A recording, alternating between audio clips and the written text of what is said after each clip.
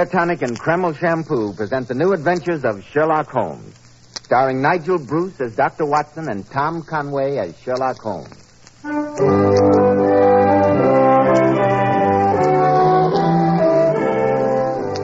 Well, once again, it's Monday night and time to keep that weekly date with our good friend and host, Dr. Watson. Let's join him, shall we? Good evening, Dr. Watson. Good evening, Mr. Bell. Draw up your usual chair. Ah, that's it. There's tobacco in the jar there beside you. Thank you, Dr. Watson. And now, how about tonight's new Sherlock Holmes adventure? My boys, I told you last week the story took place in the fetid depths lurking behind the wharfs which line the north side of the river near London Bridge. Sounds like good old Limehouse to me. It was, Mr. Bell, though I prefer to call it bad old Limehouse.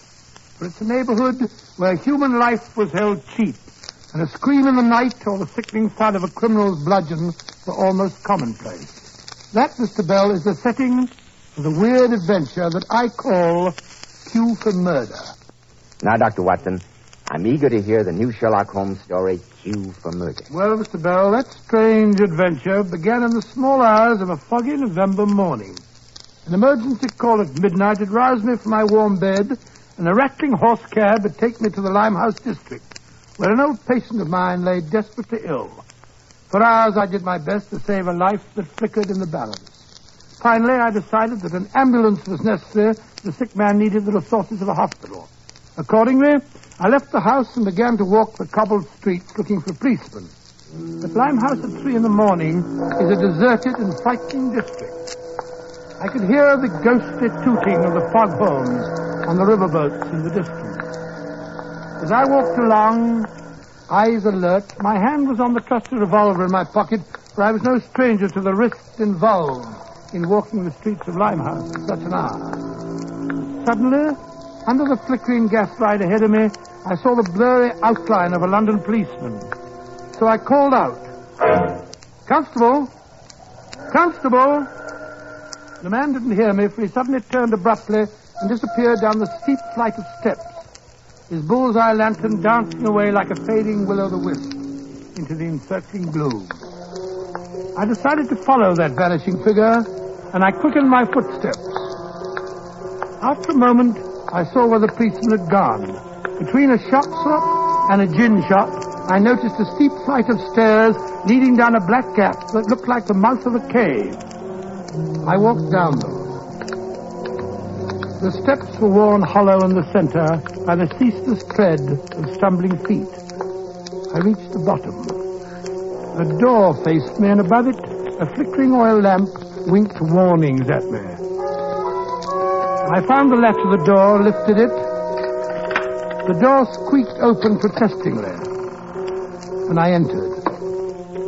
There was a tinkle of glass-beaded curtains as I walked towards a long, low room. A strange sight met my eyes. Through the gloom, thick and heavy with the filthy brown smoke of opium, I saw that the room was terraced with wooden berths. Bodies lay in strange, fantastic poses. Bowed shoulders, bent knees, and heads thrown back.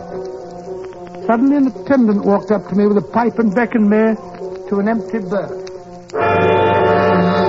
This way, please. I haven't come here to smoke that foul drug. I saw a policeman enter this place a few moments ago. I want to speak to him. No policeman here. I'm carrying a revolver, so you'd better not argue with me, my good man. Where'd he go? He in back room. Ma sick there. Follow me, please. In here. Well, bless my soul if it ain't Dr. Watson. All right, Wong, you can leave it. Yes, sir. I will. You seem to know me, Constable, but I don't recall meeting you before. Oh, I seen you and Mr. Elms at Scotland Yard, Doctor. My name's Merriweather, Constable Merriweather. You couldn't have arrived at a better time, sir. This man needs a doctor, bad. Poor fellow. A patient of mine nearby needs an ambulance. That's why I followed you down here. Oh, I'll examine this wretched fellow first. How did you know he was here, Constable? They sent a message to the station. Said he was in trouble here. He's in trouble, yes. He's in trouble, all right. The poor devil's coughing his life away. Nothing I can do but make his dying a little more comfortable. Here you are. Hand me my bag, Constable, will you? Here you are, Doctor. I'll give him a sedative. At least it'll keep him out of pain. Who are you? What you do? I'm a doctor, my man. Here, this will ease your pain. There. You good man, doctor. You help me.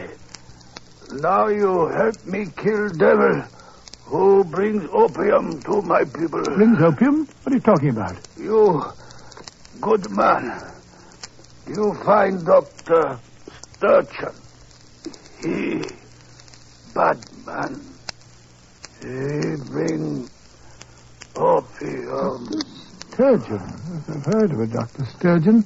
What's his address? He's asleep, Doctor. Yes. This poor devil's hours are numbered, I'm afraid. You know, Dr. Watson, this is a great honor for me. I read every story you've written. To me, Sherlock Holmes is almost like a god, you might Oh, say. thanks very much. One of these days, I hope to be a detective myself. Indeed, then I think if you study me, you might learn a few pointers. I shall lose no time in investigating this matter. I may be able to expose a shocking scandal. Hadn't you better leave that to Mr. Sherlock Holmes, sir? That's more in his line, isn't Oh, it? rubbish, my good man. This is one case I'm more than capable of handling myself. I shall call on Dr. Sturgeon as soon as his office opens in the morning.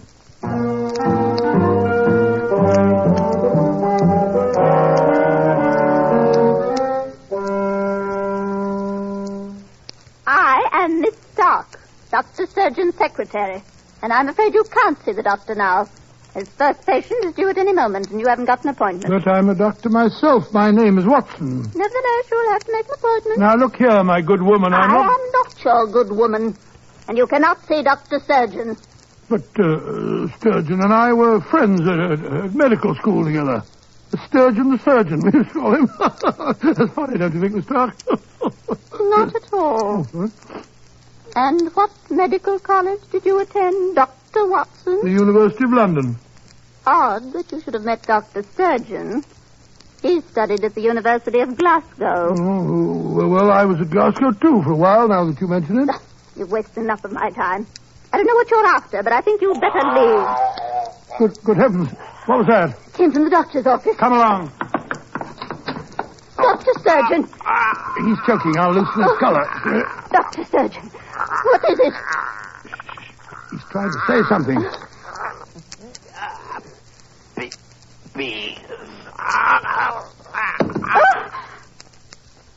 Freddy's dead. Look at the marks on his throat. Great heavens, he's been strangled, Miss Stark. Stay here and guard the body. I'm going to fetch Sherlock Holmes at once.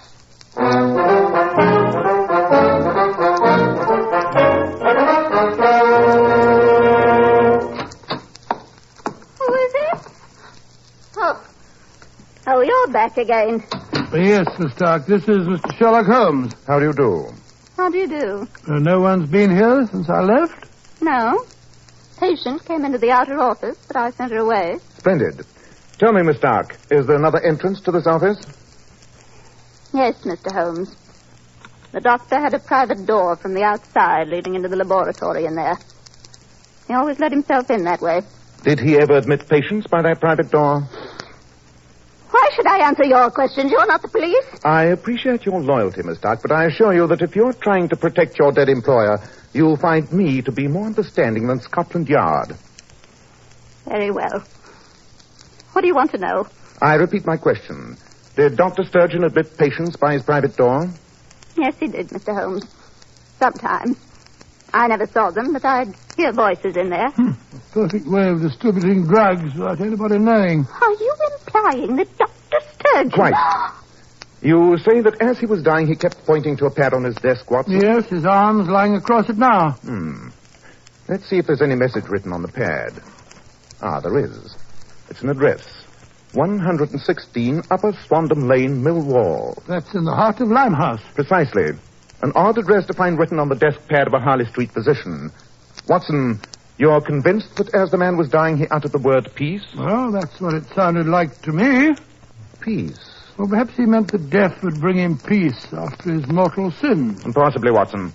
And now to examine the marks on the dead man's throat. I think I'll wait in the other room if you don't mind. Looks as if he was strangled with a piece of rope. Look more closely. Observe these traces of oil on the throat. And look at this. By Jove, long black hair. That means a woman did it. Oh, no, Watson, I think not. The combination of long, black, oily hair and a Limehouse address would point to one obvious conclusion. Dr. Sturgeon was strangled with a Chinese cue. Strangled with a cue? But how would that be possible? That, my dear Watson, is our next problem. Tell Miss Stark to send for the police. Our work here's done. We're going to Limehouse? Certainly. As soon as we have adopted suitable disguises, we shall investigate the mystery of 116 Upper Swandam Lane. I pray that the answer to murder lies there.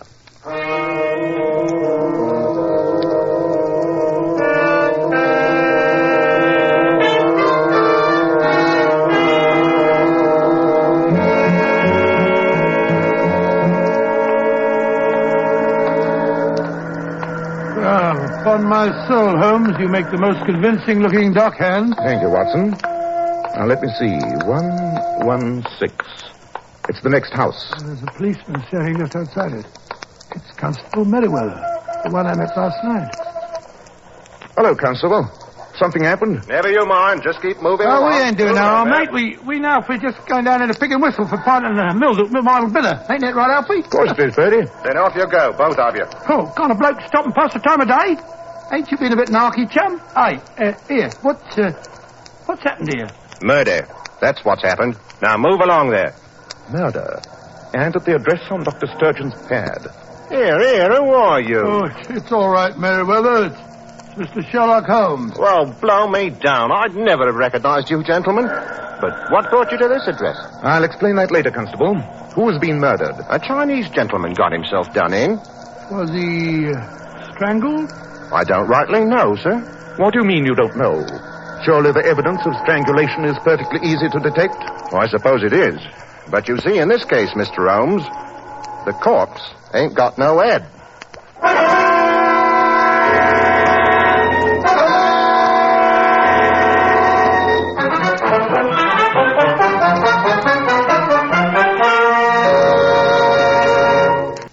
Well, Dr. Watson, what happened next? Well, my boy, we quickly entered the house and examined the scene of the latest tragedy.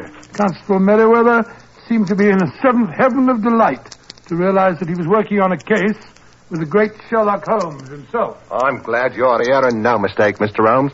I'm a little out of my depth in a case like this, and I don't mind admitting it. Merriweather's a great admirer of yours, Holmes. He's read every story that I've written. Indeed. You have a strong constitution, Constable.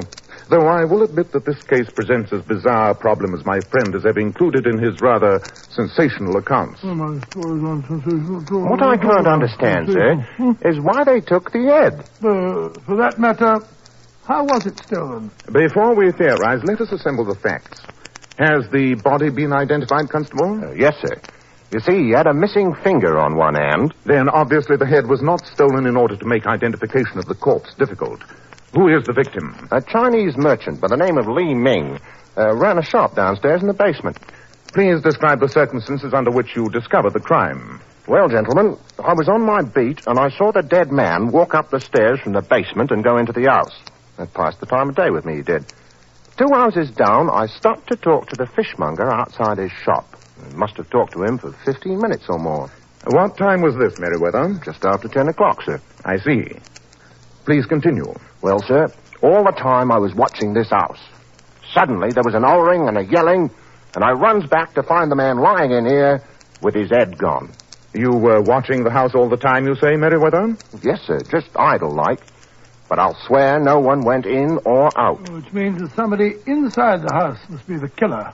That's what I think, Doctor. Who are the other tenants? Well, Mr. Holmes, on this floor there's an old Chinese lady, servant to the dead man she was. But she's half crippled with rheumatism, and I swear she couldn't have done it. But upstairs, there's a Chinese gentleman, Prince Fu Sen. Prince? In these surroundings? He's got quite a place, too. Then you've already interviewed him? Oh, yes, sir. He and his nephew are up there. Swore they didn't have nothing to do about it, but the young fella acted mighty suspicious-like. Perhaps you'd like to go up there, sir. I know you'd handle these foreigners better than me. Very well, Constable. Let us visit Prince Fu Sen at once. Come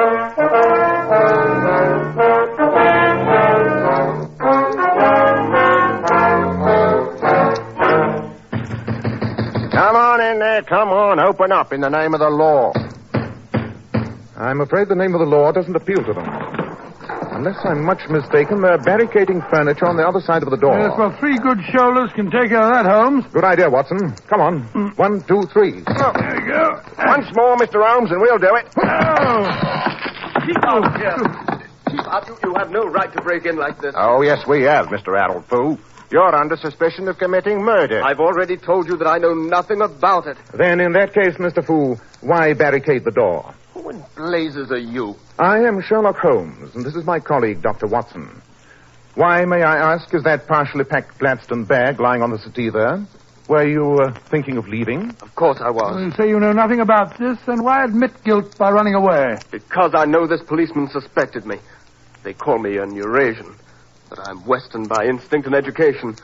Because the color of my skin compels me to live in this part of London, I knew that I was bound to be associated with a Chinese crime. Despite your instincts and education, Mr. Fool, you seem to have a very poor opinion of British justice. Huh. Where is your uncle, Prince Wu-Chen? In the study. You can lead the way if you don't mind, Mr. Fool. I'd like to keep my eye on you. Oh, very well. Follow me. I must say it's a sumptuous flat, Holmes. Some of these Oriental furnishings must be priceless. Yes, Watson. Quite incongruous in such a district.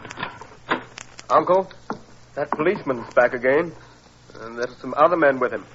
Won't you come in, gentlemen?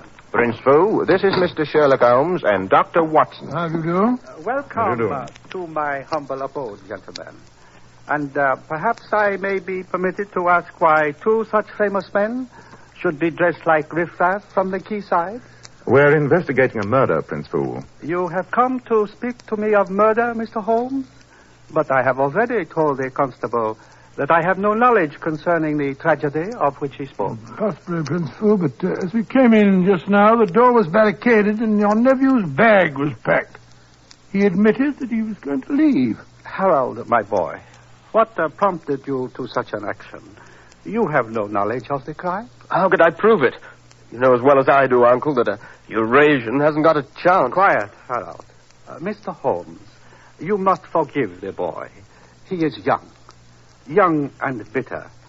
But he will learn in time that he is neither English nor Chinese. He is something far greater. He is a man.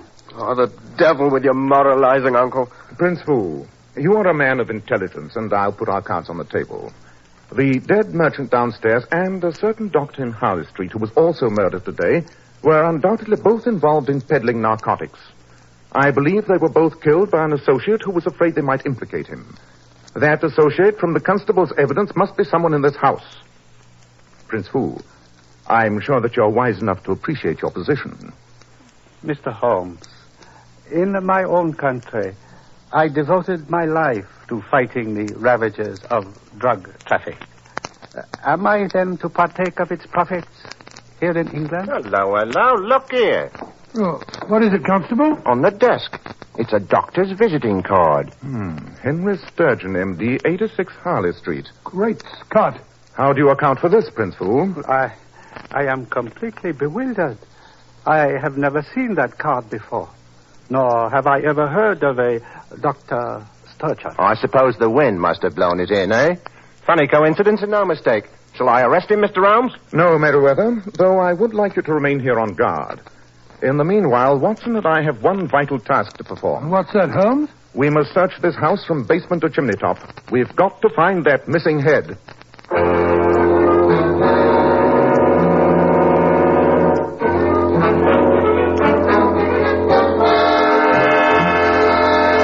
Holmes, I've searched the house with a fine-tooth comb.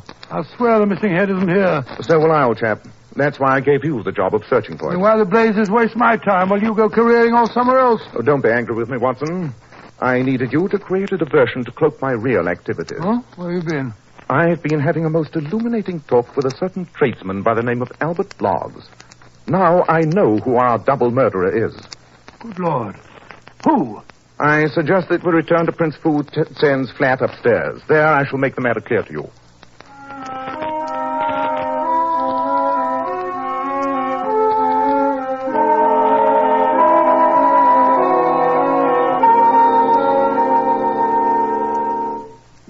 Holmes, am I to understand that you have solved this shocking crime? Yes, Prince Fool. Which one of them was it, Mr. Holmes?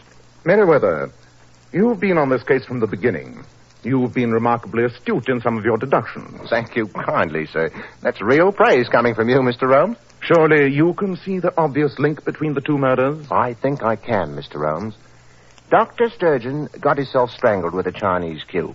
Now, we know one of these two men did it. But Mr. Harold Fu wears his hair short like an Englishman. Only the prince has a cue. It must have been him. It seems logical to me, Holmes. And singularly lacking in logic to me, my friend. I quite agree, Prince Fu. You see, Watson, you and Constable Meriwether overlooking the stolen head. Why was it stolen? What more likely reason than for the sake of its cue? And if the merchant's head was the weapon used to strangle Dr. Sturgeon, then the murderer wished to create the imaginary figure of someone wearing a cue.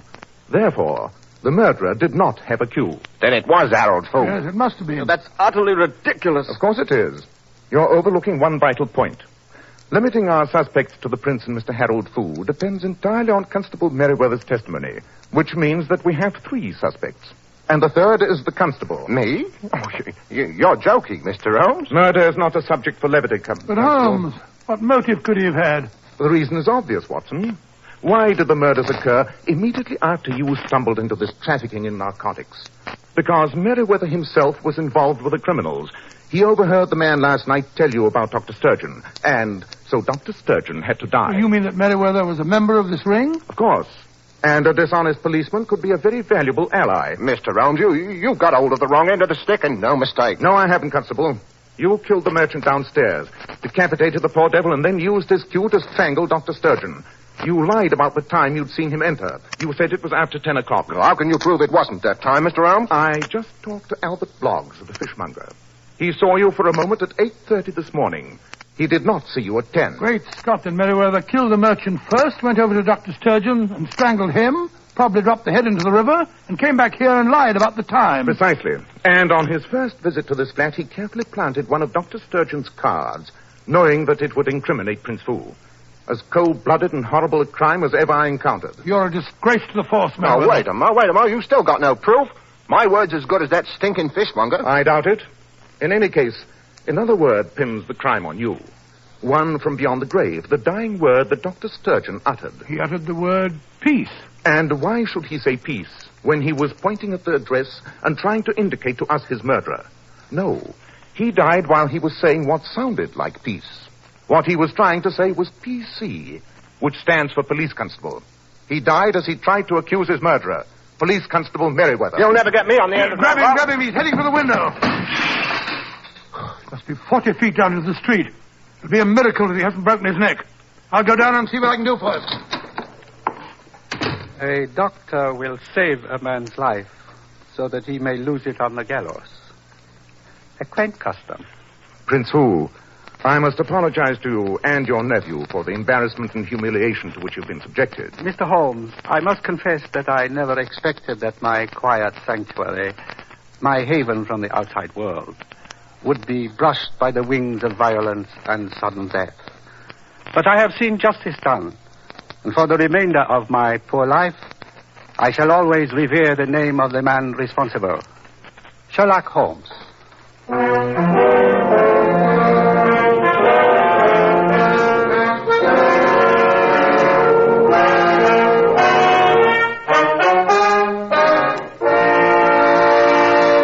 Now, Dr. Watson, what about next week? Well, now, let me see. What shall I tell you next week?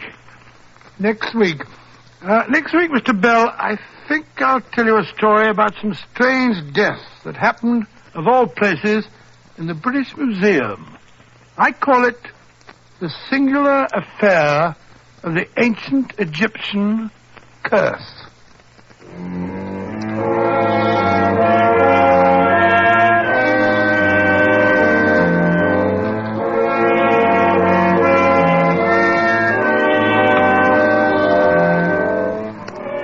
Tonight's new Sherlock Holmes adventure was suggested by an incident in Sir Arthur Conan Doyle's story, The Man with the Twisted Lip. Nigel Bruce appeared by permission of California Pictures. Tom Conway through the courtesy of Eagle Lion Pictures. The Sherlock Holmes series is produced by Tom McKnight with original music composed and conducted by Alex Steinert. This is Joseph Bell speaking for Kreml Hair Tonic and Kreml Shampoo, inviting you to be with us next week at this same time when Dr. Watson will tell us about the singular affair of the ancient Egyptian curse.